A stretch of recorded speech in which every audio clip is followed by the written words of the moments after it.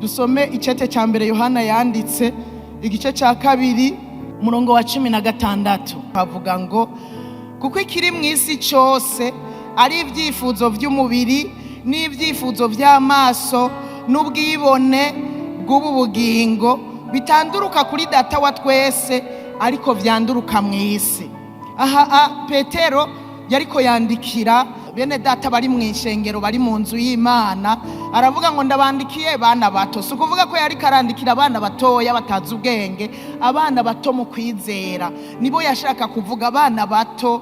Hari n'igihe zintumwa zakunda gukoresha ngo bana bato bashaka kuvuga bigishwa. Ndabandikiye bigishwa beza, bigishwa ba Yesu, abigishwa banje ndabandikiye. Usomye ku murongo wa 15 yarabandikiye abahanura, aravuga ngo nimugakunda isi cyangwa ikintu cyose kiri mu isi. Umuntu niyakunda isi, ugukunda Imana data wa twese ni kuzoba kuri muri we.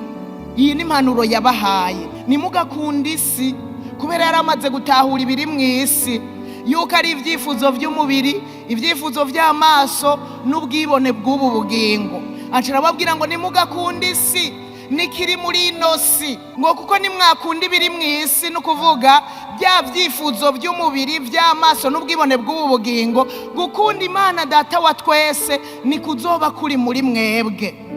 Ku murongo wa 17 niho naho nyene yaciye ahanura, abibutsa ngo isi irikiraherana n'ibyifuzo byayo, ariko rero abakora iby'Imana igomba abo bazokwamaho ibihe bidashira. Haleluya. Sanze Imana iri mu ruhande rwacu,